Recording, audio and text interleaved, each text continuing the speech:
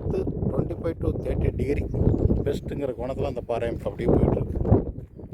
So இதுக்கு பெர்பெண்டிகுலராக இது வரைக்கும் 2 ஸ்கேன் எடுத்துருக்கோம்.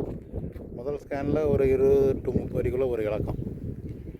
அதுக்கு அடுத்து அவங்க ஏற்கனவே ஒரு கிணறு இருந்து மூடின இடம் அதில் ஸ்கேன் செய்தால் அந்த கிணறு ஷேப்லேயே ஒரு வாட்டர் பாடி வருது. அது செயற்கையான வாட்டர் பாடி.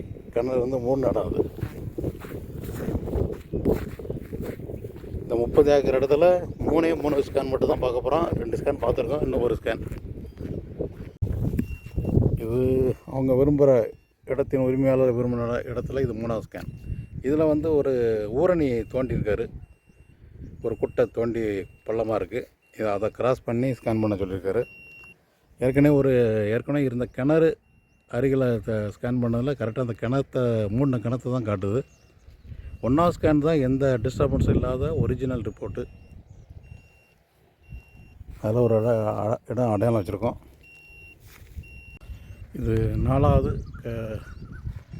மேற்கு ஓரத்தில் உள்ள கடைசி ஸ்கேனு. இந்த 3வது ஸ்கேன் இந்த ஊரணி போட்டிருக்காங்க. இதை ஒட்டி பார்த்ததில் பாயிண்ட் எதுவும் அமையலை. கீழே உள்ள பாறைன்னு காட்டியிருக்கு.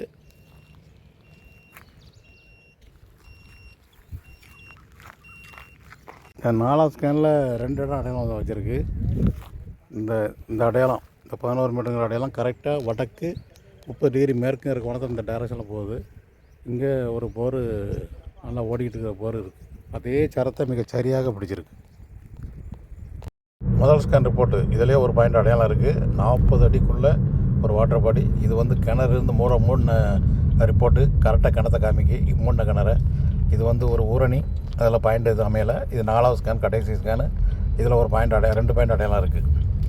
மொத்தம் 30 ஏக்கர் இடம். அதில் 4 ஸ்கேன் அவர் விரும்புகிற இடத்துல 4வது ஸ்கேனு விருப்பப்படி பார்த்த ஸ்கேன் அதில் தான் பெஸ்ட்டு பாயிண்ட்டு வந்திருக்கு. அதில் ஒரு டெஸ்ட் பொருள் போட்டு அதனுடைய ரிசல்ட் படி கிணறு அமைக்க பரிந்துரை.